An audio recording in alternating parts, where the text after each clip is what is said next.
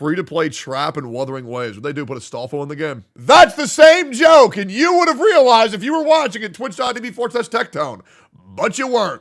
Releasing in just 4 days. Or is it 3 days? 4 days? 3? I don't know, one of those two. But the main audience that I want to speak to today is going to be primarily my free-to-play audience, or if you're like me and you want to optimize everything possible from the very beginning of the game to the middle/end of the game, probably want to listen to what I'm saying. Most of you, maybe that's not fair to say. Some of you, a good majority of you, the vocal majority of you, will be coming from Genshin Impact or the rejected Genshin Impact audience. Do you know how fucking miserable this community is going to be? With a bunch of Genshin Impact players and then a bunch of hardcore elitist veterans going into the same space. I shit you not. There's going to be a civil war for the Wuthering Waves community because it's like the Avengers of shitty people are all gathering to play one game. I can't wait. It's going to be awesome. It's going to be so good. It's going to be so good. I can't wait, bro. Oh, man. It's going to be free content every day. And you know who they're all going to hate? My ass. And when they bring up my name, ooh, that's a free video. And then they'll be afraid and they'll call me the T word or Baldemort or Old Baldy or that streamer. And then, oh man, I get to farm it up. I get to slop it up. That's my milkshake. That are pretty much like me, where we wanted some in-game content from Genshin Impact and we did not get that. But you are playing it anyway. I'm not playing Genshin Impact. Yep, same. All of that in mind, Wuthering Waves might kind of be. That being said, when 4.7 gets released and Genshin Impact players get excited for endgame content, man, I cannot wait to see how much they flop that shit, bro. Like the 4.7 idea of endgame that's gonna kill Wuthering Waves, oh my god, it looks so fucking embarrassing. But I have heard rumors for Natlan. I have heard Natlan looks pretty good, but like all Genshin Impact updates, I know it'll last maybe a day or two, and then it'll be over. It is what it is. Be a free-to-play trap for free-to-play.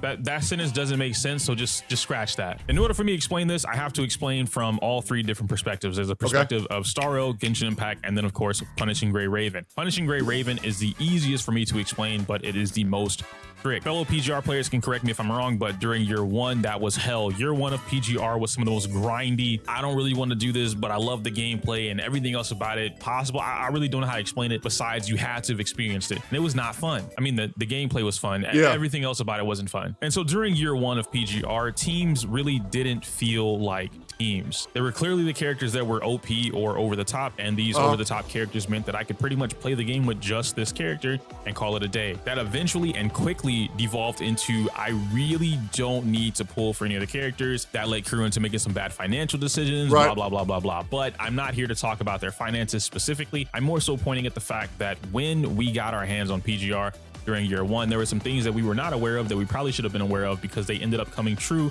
or rather into fruition later on in the game. That thing being weapons, gear, teams, all the stuff that Genshin Impact players refuse to acknowledge is probably normal in other gacha games, but in their gacha game, it's not normal at all. And I can explain Genshin in a very easy manner. Genshin is the easiest gacha game that a lot of people seem to, you know, they love the game. So they made Genshin Impact easier because people want to believe that they're good at something, and when you play Genshin Impact, you can slam your face on the keyboard, clear everything, and believe that you're good. This leaves players to be a little bit more loyal or want to promote their game because they do truly want to believe that they're good at something, and they want other people to believe that they're good at something. So that's why companies generally make their games a little bit easier or very easy to kind of give people a smaller or a larger sense of accomplishment for doing a very trivial task. Cool, it's whatever, but you don't need to pull a single weapon in Genshin Impact. Not only is the weapon banner ass, but you really just can do everything. And let's be real, the weapon banner used to be worse, but then some beautiful bald bitch fixed that shit for everybody, and nobody will acknowledge it. It's really weird, but whoever that guy was, I think his name was like T-word or something. God, he's the best. With the free weapons, 3-star weapons, you can fish up some of the best weapons in the game. There's a lot of different things that make Genshin Impact good and great at what it is. And by no means am I saying that having free-to-play options in a game is bad. What I'm saying is that vocal majority of Genshin Impact players that I mentioned at the beginning of this video cannot assume every other game is going to be as generous as Genshin Impact, at least when it comes to the weapons. As of right now, I don't really think Genshin Impact is that generous, to be complete. I think that's a horrible fucking take. It's not generous at all. What do you mean? Like, Genshin Impact's weapon system, you have to pull 270 copies. And it's a 50-50. What the fuck? It's terrible. So I mean, the Genshin weapon system is one of the worst I've ever seen. Wuthering Waves has confirmed that we're getting a bunch of stuff on release day, launch night if you're here in the US, Tuesday night, 9 p.m. for me or something like that, 6 p.m., whatever it is. Anyway, point being is that we're getting that. Not only are we getting the 20 standard. No, having a couple of good free-to-play options, guys, and I'll be real, there's not really as many as he's making it out to seem, right? Like, there are good 4 stars, sure. I mean, I feel like every game has good 4 stars, even Honkai Star Rail. That doesn't make up for this, is that if you want a 5-star weapon, it's fucking miserable. Standard pulls from the pre-registration rewards. We're also going to get 10 standard pulls and 10 limited pulls on top of that from the special broadcast program that just happened. He's saying they're generous because you don't need to pull for any weapons. No, that's not really being generous.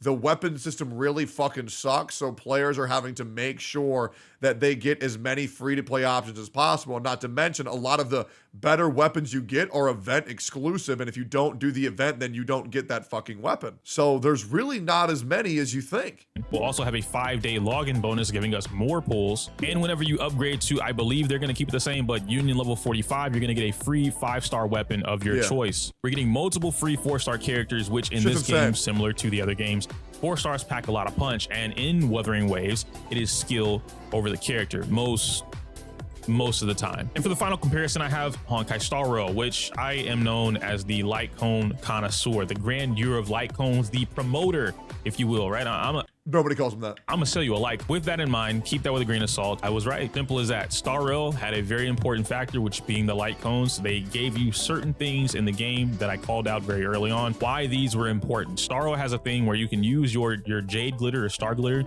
the currency that you get after summoning for a character, you get dupes. Use that to then buy a standard 5-star light cone or whatever characters that you want. I bought 2 of them. And I mentioned that this would be more important than getting characters. Most of the community did not listen to me, and then they ended up regretting it later on, where they don't have light cone options, or a character like Acheron, for instance, came out and you needed her best light cones, which were gacha light cones, which means you have to pull on the gacha light cone banner, because there's no other way for you to get that unless you just get really lucky and you get it from the character banner. Okay, that's also a really bad example, because Acheron has Good Night Sleep Well, and it's a really good one, right? And getting that one free to play is actually pretty reasonable if you've played for a good amount of time. I feel like Acheron had great light gun options, personally. So Sorrow's kind of in the middle between PGR and Genshin. Good Night Sleep Well is a gacha light cone? Yeah, I know. It's exactly what I said. Where did I say that it's not a gacha light cone? I'm saying it's not a 5-star limited gacha light cone. I feel like Acheron had really good 4-star options. Like really good 4-star options. And it's much easier to get. You said it's free to play. Okay, so let me rephrase that. As a free to play, I have a completed Good Night Sleep Well. I also have 2 S5 dances. What I'm saying is, if you are a free to play and you are to invest some of your resources into pulling, which I'm assuming you're going to pull eventually, you'll most likely get a Good Night Sleep Well, at least 1 copy. At least 1. Genshin Impact. And I feel like Wuthering Waves is going to sit right there in the middle between Star Rail and PGR. So Genshin's just gone out of the window at this point, right? And the reason that I say that is simply because Wuthering Waves makes every point clear for you to get any weapon that you want, a limited weapon or standard weapon, whatever the case may be.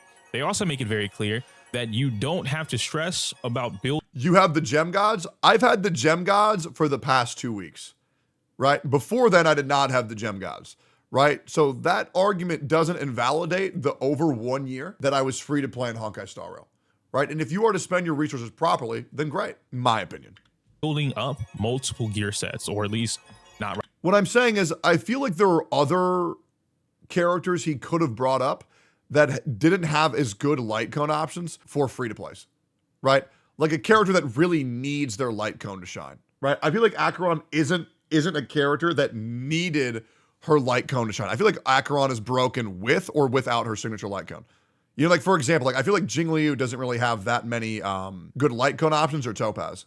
Right now, in Tower of Adversity, in Tower of I can't say this word, Tower of Adversity, in Tower of Adversity. Thank you. Fuck. Something that I have not seen any gacha game. My Jingliu was fine without her light cone. Yeah, okay, so here's the thing. So Acheron with her S1 of her light cone versus S5 of Good Night Sleep Well is pretty much identical. Jingliu has good options, but if she has her light cone, the damage is still night and day by at least by about 13 to 20% damage.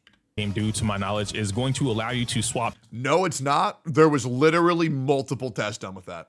Okay, let's pull it up. 329,000 damage compared to 311,000 damage. Signature gives you more stacks, so it's 330 versus 380. So there you go. It's really not that big of a difference for the ult. It's really not that big of a difference. You get ult faster with signature light cone? Okay, well, Jingliu's light cone jerks you off in game. Yeah, you know, and it takes care of your baby mama too. And the thing is with Acheron, the reason why it doesn't make a fucking difference is because with Acheron, you're legit never going to be lacking in damage ever. I'm sure you guys would agree that whether Acheron does 5 million damage or 4 million damage, you only needed 2 million damage. However, with Jingliu, her power level is far below Acheron. And Jingliu, and I'm going to just keep it a buck, Jingliu has fallen off drastically when compared to the power state of Acheron. And that's why a character like her would really want her signature light cone and not the bootleg options, because then when you're missing 20% for Jingliu, it's going to be really difficult. When you're missing 20% for Acheron, you're still going to clear the content. And that's the difference. So you can disagree with that, but you would be wrong if you disagreed with that. So hopefully that makes sense. There is no way he says that Jingliu lacks damage. Okay, so let me tell you why Jingliu lacks damage. Okay, so when Gepard first came out as a boss, he had 500,000 HP. When Gepard was released in the new MOC, he now has 1.1 million HP. Enemies are getting much harder. Enemies are getting much harder. And Jingliu's damage does not scale up to where it needs to be when compared to newer characters like Acheron. So Acheron is now the new golden standard. She is now the new main DPS.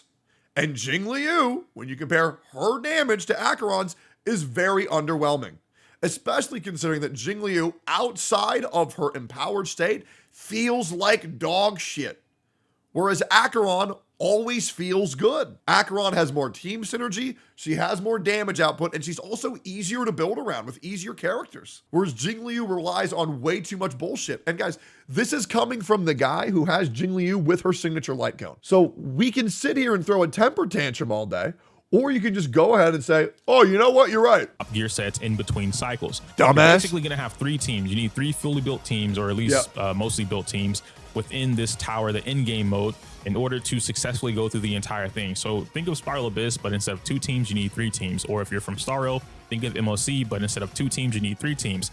Now you add another stipulation on top of that. The next stipulation is going to be the fact that you have a... No, she's easy to build. What do you mean? Okay. All right, let's get into it.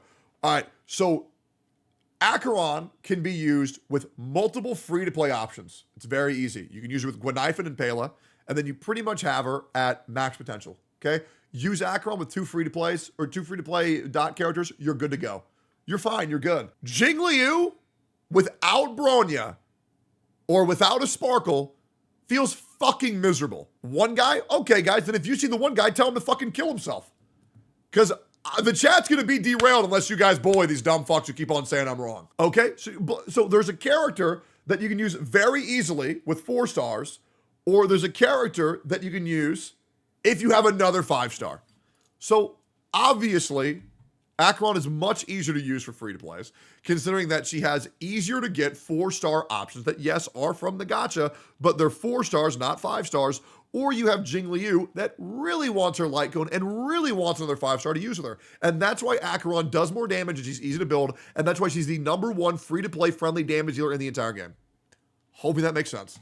Point system, which is similar to PGR's point system, if I'm not mistaken, where you can only use X character throughout this entire in-game mode during that one session that you have. You can use this character X amount of times. Maybe the point system is capped at 2 or 3, which means you can only use this character in succession 2 times or 3 times, whatever the case may be. I'll know more about that once we get Tower of Adversity in our hands, and I can fully go over that. And the reason I say that is because it could have changed from CBT2 to release. So until that happens, I'm not going to make any definite claims on this particular change. But we do have the confirmation of the weapon banner. We have the confirmation of the character banner, the weapon selector, character selector, all the pulls that we're going to be getting, and the free characters.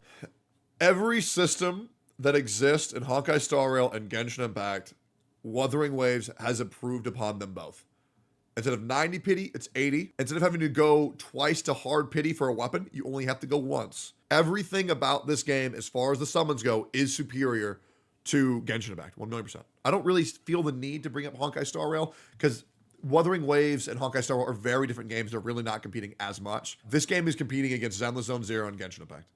That we're going to be getting in Wuthering Waves. But do you know the soft pity? The soft pity for Wuthering Waves, I believe, is 69. I believe. We not only have the same thing as the Star Glitter to allow us to choose a standard 5-star weapon, but we also have that ability. It's 69 or 64. It's one of them. To pick up Eidolons or constellations in this game. I believe they're called sequences, but you have the ability to pick up copies of whatever character that you want, limited or standard. Limited, of course, is going to be during the limited banner, which is huge for a game like this. In PGR, duplicates of a character really help complete a character, and in some situations make a character go from what would have been decent or standard to leagues beyond better. On the other end of that, some characters are just not usable unless you have a certain amount of dupes. I don't believe Wuthering Waves is going to follow this path exactly, but the fact that they allow us to do that and it's in the game does mean something. A very key rule that I like to go by is that Toyo is smart.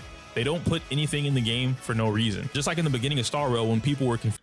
I really don't think any characters are going to be required to have at higher, whatever it's called, constellation, upgraded ascension ranks in order to clear any of the content of the game. It's just going to be like a whale parade to make people who want to flex their damage on other free-to-play players feel important, but I don't really think any character that's a 5-star are going to need any type of resonance. Confused about effect hit rate, and a lot of people looked at it as a useless stat. And here we are. Have you played it? Yes, I've played much of Wuthering Waves. A year later, where effect hit rate is one of the most important stats for some of the other characters. So I like to go in thinking Kuro is similar, where they're not going to give us a free weapon selector, the ability to have a 100% guaranteed limited banner, a better 50-50 on the characters, and a little bit of a higher pity rate. There's a lot about Wuthering as far as that goes that really dictates what we should start looking at when it comes to team building, or at least the characters that you're looking to build. I say all this to say that most free-to-play players love collecting characters, and I get it.